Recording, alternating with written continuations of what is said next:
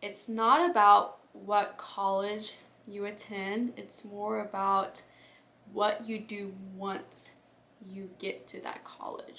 Hi there, my name is Karis. I am a life coach for young adults, and today I am here to talk to you all about how to choose a college. I know this is a really hard decision. I am currently a senior in college, and I just vividly still remember my senior year of high school just being super stressed out about, okay, like, what do I do?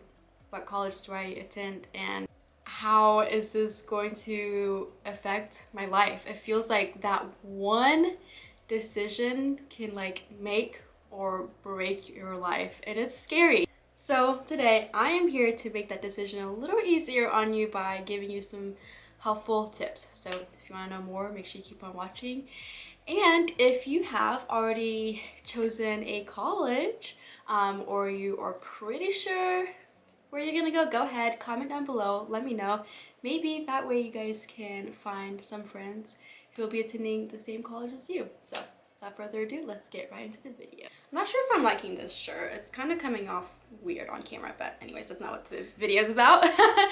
But okay, my very first tip for you is decide whether or not you want to stay close to home or if you're okay with going farther away from home. That decision alone can kind of narrow down your options, because if you know you cannot see yourself being super far away from home, you know you can't live without your mom for too long, and you know for sure you want to be able to come and visit on weekends, then that you can kind of narrow down your options and make sure you're choosing a college closer to home.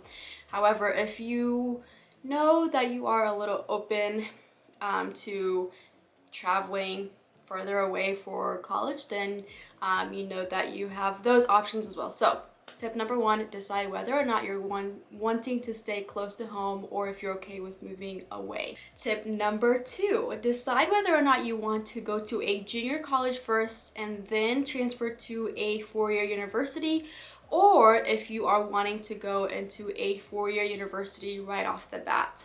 So if you do choose the junior college route, I will tell you right now that is probably going to be a much cheaper option. And if you go to a junior college, you can go ahead and get your general studies out of the way. I know some people kind of look down upon junior colleges. People think they need to go to a four-year university to become successful or for it to look cool or whatever, but I guarantee you it is going to save you so much money. However, if you know for sure right off the bat you want to attend a four-year university, then you can go ahead and cross out junior colleges out of your list. Number three, this one is really important. Really quickly though, if you're enjoying this content, make sure you go ahead and hit that subscribe button so you can see more videos like this from me in the future. But this next tip for you is decide what it is you are wanting out of your college experience. Now, what I mean by this is, are you wanting the typical college experience where you get to join a sorority, get to go to football games on weekends? Are you wanting the colleges where you know there's going to be like frat parties or whatnot? Or do you want to go to a smaller university where it's more of a tight-knit community, where you can actually feel like you're not just a number? Do you want to be able to sit down in a classroom and be able to connect with your professors? Or are you okay with sitting in an auditorium with 400 other students where the professor probably will never know who you are? Either way, it's what you want to do. Personally, I chose the small school route because I am not a fan of like big crowds. I really value relationships, and like my professors are way more than my professors. They're my mentors. They give me so many great life advice, and I don't know what it would be like to have professors that don't even know my name, because my professors are just so invested in me and I love that. But maybe you're not about that.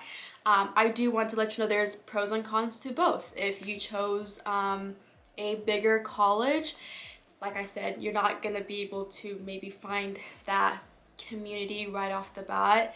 But if you choose a smaller college, you're not gonna probably get to have the football games, because not very many smaller schools have football teams. You're probably not gonna get to have the sororities.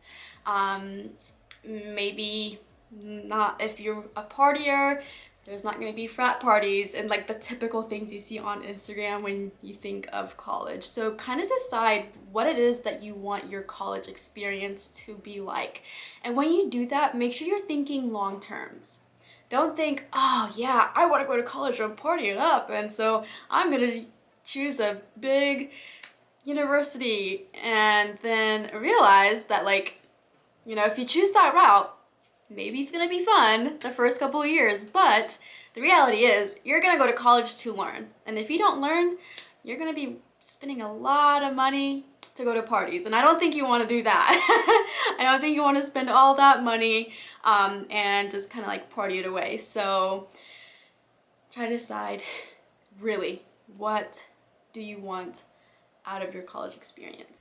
Okay, so I was editing this section and I kind of feel like I made it sound like big universities were like only good for parties and football games, and that's not how I meant it to come off at all.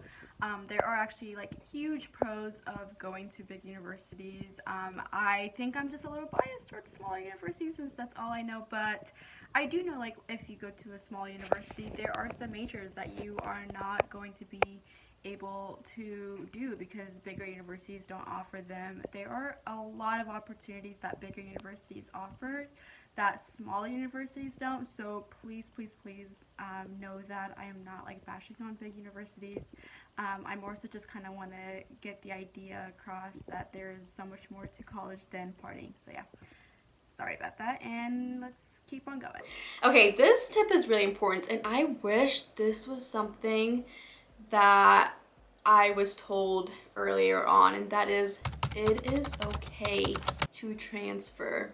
I remember when I was in high school, when I was thinking about what college to attend, in my head I thought, okay, this needs to be like a 4-year goal thing. If I choose a college, I need to stick to it. And I got to my first college my freshman year, and I did not like it. It just was not for me. So I ended up transferring. And I remember when I first started thinking about transferring, I just felt like such a huge failure. I'm like, oh my gosh, this is gonna look like bad on me. It's gonna look like I couldn't make it work or that I'm somehow failing, which is not true. So remember, this does not need to be like a lifelong decision. You can change, you can transfer, and transferring like happens a lot. People transfer all the time and there's totally nothing wrong with it. So seriously, I know it's stressful. I know you want to pick that college and stick with it, but give yourself some grace and give yourself some wiggle room and realize, like, if you don't like your first semester at college A, then there's always college B you can transfer to. If you don't listen to any of the other tips I just gave you, just listen to this one. This one's super important. And that is, remember, it's not about what college you attend, it's more about what you do once you get to that college.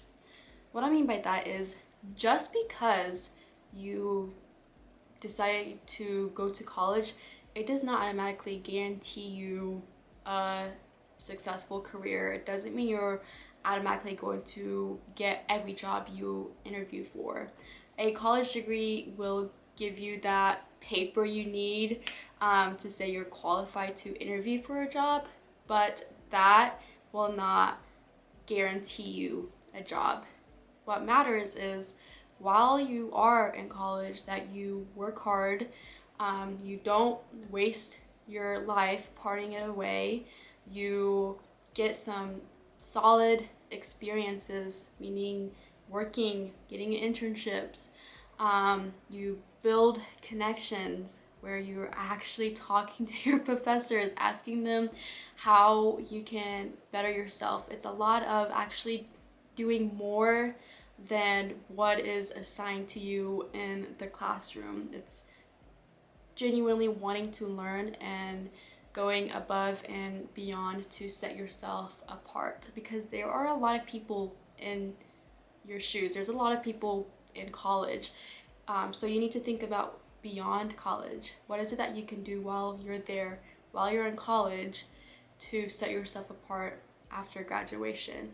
And so if you are in high school right now, don't put so much stress on yourself on what college you should attend or whatnot. Rather, start building the habits of working hard, and no matter what school you go to, you're gonna do great as long as you remember those things. Alright, so that's all I have for you. Again, I know this is super difficult. This is a really hard decision, and it can feel like this decision can make or break your life, but I want to let you know that's actually a myth. That's not true. This is not going to make or break your life. The college you choose, like I said, does not determine how successful you become later on in the future. That has a lot more to do with your character and your work ethic. So don't put too much pressure on yourself to choose the perfect college.